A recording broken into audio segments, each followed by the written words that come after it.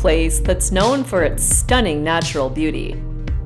It's also known for unique karst landscapes, which is why I signed up for a 4-day boat expedition that explores the hidden gems between El Nido and Coron. But like many travel stories, this adventure didn't begin smoothly, thanks to strong winds that shortened the boat trip to 3 days and nearly threatened to cancel it altogether. Well, it was delayed by 1 day, but the big boat expedition has finally begun. And as you can see, it's very rough out here still, which is why we couldn't go yesterday. It was very, very windy. And these are some really big waves out here. I have never experienced anything quite like it before.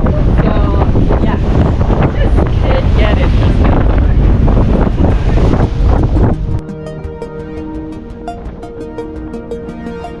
Eventually, we got through the rough seas and arrived in a tropical paradise that had water so blue it appeared to be glowing. My brain switched onto vacation mode the moment I stepped onto the soft sandy beach, lined with palm trees and crystal clear water. So we've just arrived on the second island of the day, and I didn't check out the first island because I was too busy snorkeling. There was a lot of fish to look at, but it wasn't the best snorkeling I've ever experienced before. But there's another opportunity to go snorkeling now, so I will go for a dip in the water and see if I can find some turtles.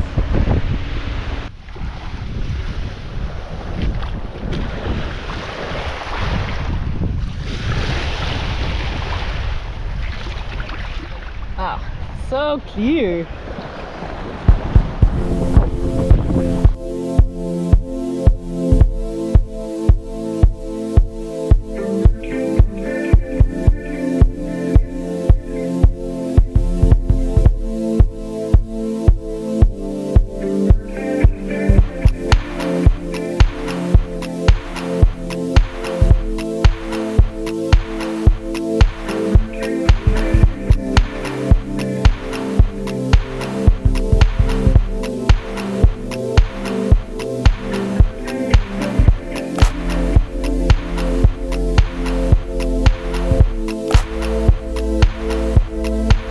The Big Dream Boatman expedition is designed for a certain type of traveler.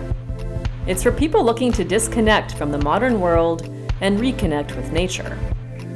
If falling asleep to the sound of waves and camping in a rustic beach hut with no Wi-Fi sounds appealing, then this is probably the right kind of adventure for you.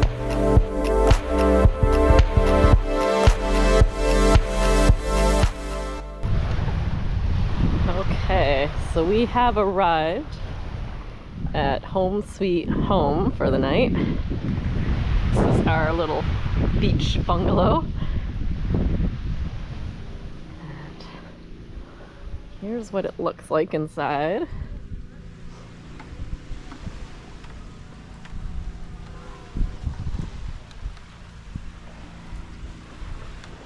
Make sure you wipe the sand off the feet. And here's what it looks like inside. There's actually some electricity. I think we only have it for a few hours, and a fan, and a mosquito net. And what more do you really need for a couple of nights? And obviously, check out that view.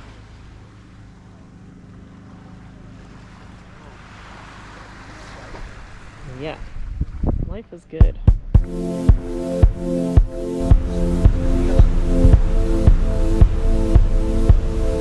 Hello! The next day we settled into boat life, which consists of cruising, eating, and snorkeling near gorgeous islands that are often free of crowds. This was our routine for the next 2 days, providing a chance to unplug and explore places that are off the beaten path. Snorkeling.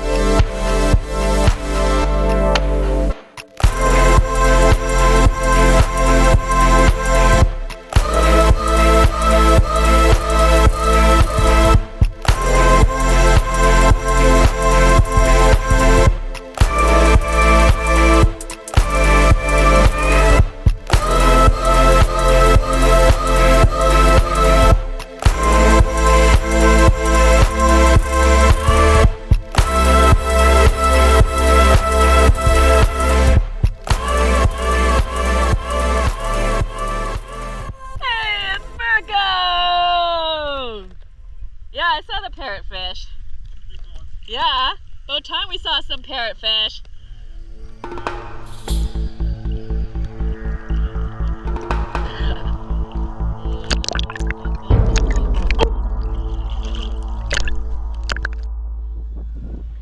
So we are now on day 3 and the final day of the big boat expedition, which has been so relaxing so far.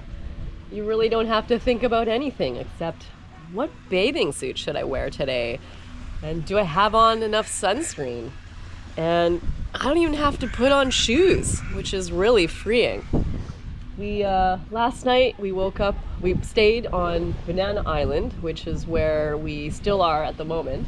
And yeah, check out these views. I really don't have to say much. Just look where we are.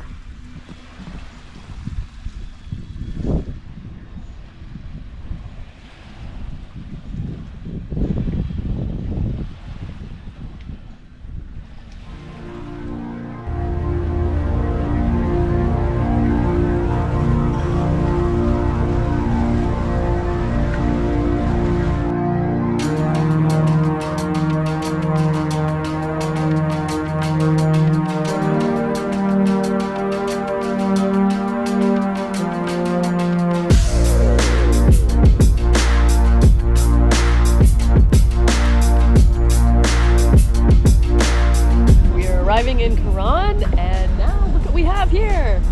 Karsts! Yeah! Finally! Karst is a geological formation that's made of limestone and shaped by water erosion.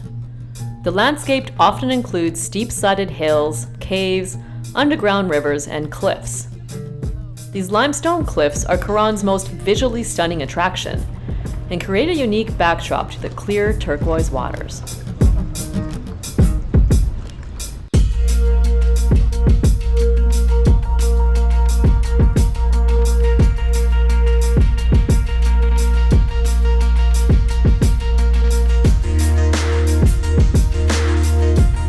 Our stop here was for a swim at Kayagan Lake, which is a brackish lake and involves a 10-minute hike with a viewpoint halfway.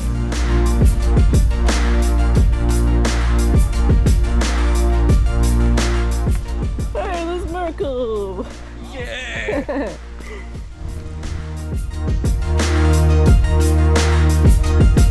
This was by far the most touristy stop on the entire trip. But that's to be expected since it's one of the locations that many day trip operators go to from Coron. This is why I recommend going on a multi-day excursion if you really want to experience the beauty of Palawan away from all the crowds.